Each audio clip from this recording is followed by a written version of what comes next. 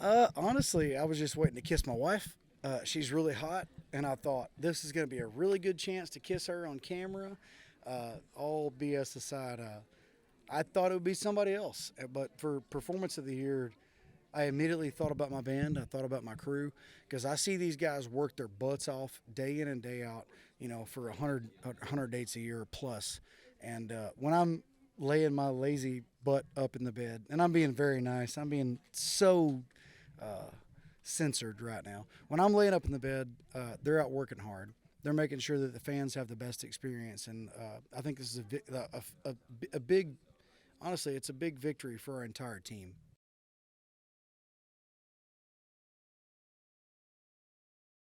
For Human, I think that the reason I chose Human as a single for radio was very simple.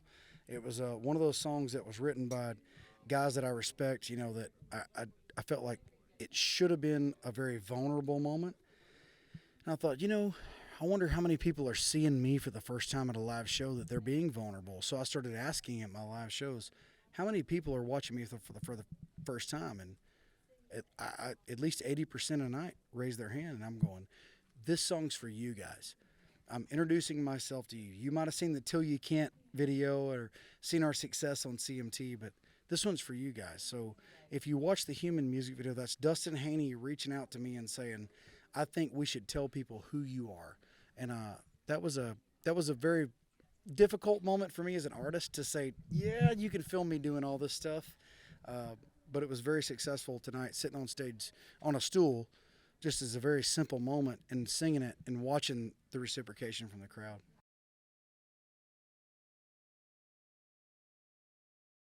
Yeah, that was a little stressful.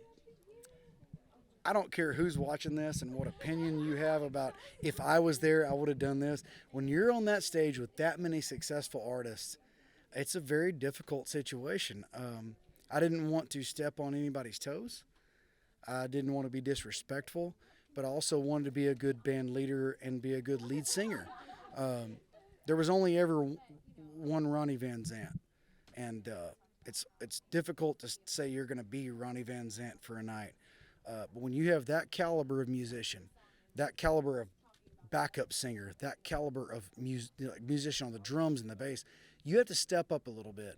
And so, honestly, I was more nervous about that than I was that any performance that I've ever done with my band. But it was really fun, and I think it was very fluid, and it was cool throughout the band.